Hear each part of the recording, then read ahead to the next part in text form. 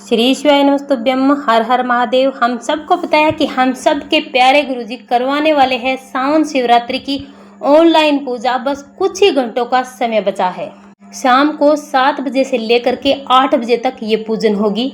तो पूजन से पहले कुछ ऐसी महत्वपूर्ण जानकारी जो आपके लिए जानना जरूरी है और उनको लेकर सवाल भी बहुत ज्यादा आते हैं। सबसे पहला सवाल है कि क्या हस्बैंड और वाइफ पूजा एक साथ करेंगे या फिर अलग अलग करेंगे। एक साथ करेंगे तो सामग्री कैसे चढ़ानी है, और दूसरा इसी में सवाल है कि क्या कुंवारी लड़कियां इस पूजन को कर सकती है और कैसे कर सकती हैं। पूजन के बाद सबसे बड़ा सवाल आता है कि हमें खाने में क्या खाना है। अगला सवाल है कि अगर पूजन की कोई सामग्री नहीं मिल पाती है तो ऐसी स्थिति में क्या करना चाहिए, किस प्रकार से करनी है पूजा। और अगला सवाल आता है कि विसर्जन हमें कैसे करना है और विसर्जन कब किया जाएगा। क्या शिवरात्रि की रात्रि में विसर्जन करना है या फिर अगले दिन विसर्जन करना है। विसर्जन की सही विधि क्या है। बस पूजा के कुछ ही घंटे बचे हैं, इसीलिए आप सारी चीजों को अच्छी तरह से समझ लीजिए ताकि आप गलती ना करें और आपको इस पूजन का संपूर्ण फल मिले और आपकी सारी मनोकामनाएं पूरी हो। इस पूजन के लिए आपने सबसे पहले किया है पार्थिव शिवलिंग का निर्माण। अब सबसे पहले बात आती है कि हस्बैंड और वाइफ है उनको पूजा कैसे करनी है, एक साथ करनी है या फिर अलग अलग करनी है।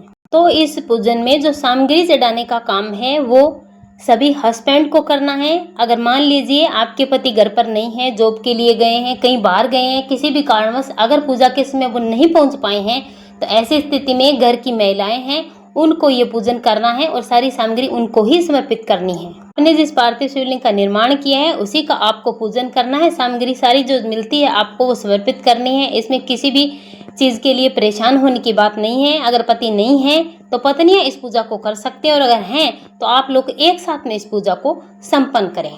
अगला प्रश्न ये आता है कि क्या हमने पार्थिव शिवलिंग का निर्माण नहीं किया है और अपने घर में जो शिवलिंग है उससे क्या हम पूजन कर सकते हैं। तो बिल्कुल कर सकते हैं। इसका जवाब है हाँ, आप अपने घर की शिवलिंग से भी पूजन कर सकते हैं। लेकिन सावन की शिवरात्रि जो है उसमें जो पार्थिव शिवलिंग के निर्माण का एक बहुत ही विशेष महत्व होता है। जब आप पार्थिव शिवलिंग का निर्माण करते हैं तो आपकी हाथ की रेखाएं हैं वो शिवलिंग से जाकर लगती है और जिससे हमारी जो तकदीर है, भाग्य में जितना भी बुरा है वो महादेव बदल देते हैं। दुर्भाग्य को भी सौभाग्य में बदल देते हैं जब आप अपने हाथों से इस पार्थिव शिवलिंग का निर्माण करते हैं। पूज्य गुरु जी ने निर्माण की इतनी बड़ी महिमा बताई है तो देखिए पूजन की कितनी बड़ी महिमा होगी। और इसी के साथ कुंवारी जो बहनें हैं वो भी पूजन कर सकती हैं।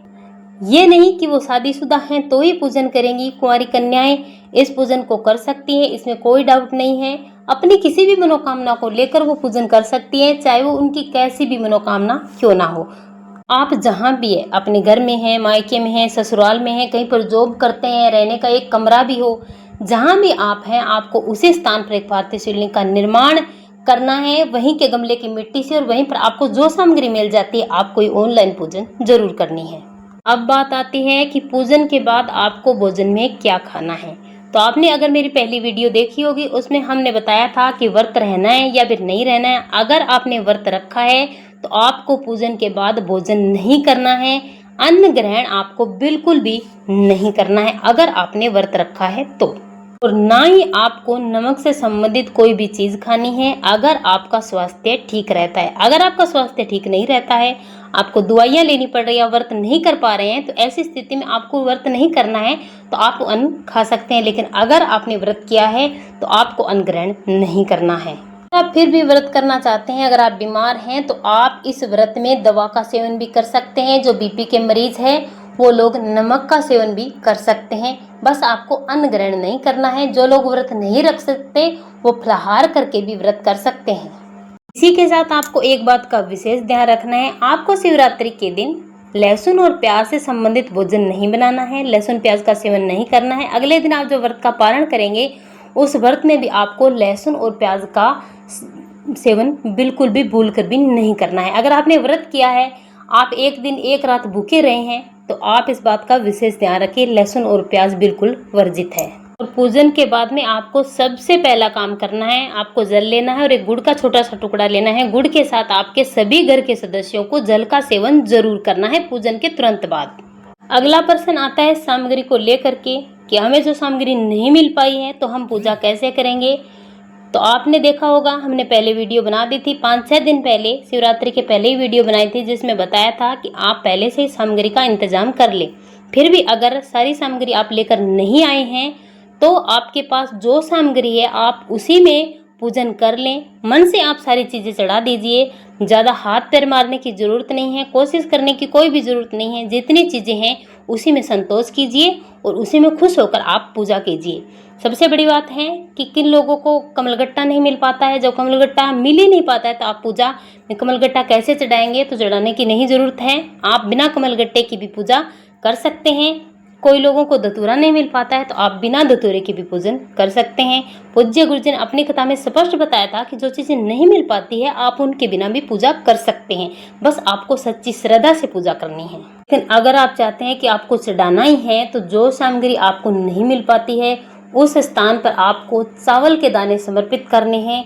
जितनी चीज़ें थी उतने ही दाने आपको चावल के दाने लेने हैं और वो आपको उनकी जगह पर समर्पित कर देनी है। जैसे गुरुजी कहेंगे कि 5 कमलगट्टे चढ़ाइए, तो आपको कमलगट्टे ना मिल पाए उस स्थिति में आपको 5 चावल के दाने चढ़ा देने हैं। गुरुजी बोलेंगे 1 धतूरा समर्पित कीजिए, तो धतूरा आपके पास नहीं है तो आपको 1 चावल का दाना समर्पित कर देना है। इस प्रकार से आप इस अपनी ऑनलाइन पूजा को संपूर्ण करें। बस आपको ध्यान ये तरह रखना है कि चावल का जो दाना है वो कहीं से भी टूटा नहीं होना चाहिए, खंडित नहीं होना चाहिए। इस बात का विशेष ध्यान रखें। और आज की जो सबसे बड़ी बात है वो है विसर्जन को लेकर के, कि हमें विसर्जन कब करना है, सुबह करना है या फिर शिवरात्रि की रात्रि में ही पूजन के तुरंत बाद करना है, विसर्जन कहाँ करना है, किस प्रकार से करना है, विसर्जन की विधि क्या है। तो देखिए, पूज्य गुरुजी ने बताया था कि जब भी आप पार्थिव शिवलिंग का निर्माण करते हैं, पूजन करते हैं, तो उसे ज़्यादा देर तक अपने घर में नहीं रखा जाता है और रात्रि में तो बिल्कुल भी नहीं रखा जाता है। लेकिन पूज्य गुरुजी ने बताया था कि जब आप महाशिवरात्रि, सावन की शिवरात्रि की पूजा करते हैं, जब शिवरात्रि की रात्रि में आप पूजा करते हैं, तब रात्रि का ये जो पार्थिव शिवलिंग है उसे आप अपने घर में रख सकते हैं और दूसरे दिन सुबह आप इसका विसर्जन कर सकते हैं। इसमें कोई दोष नहीं है।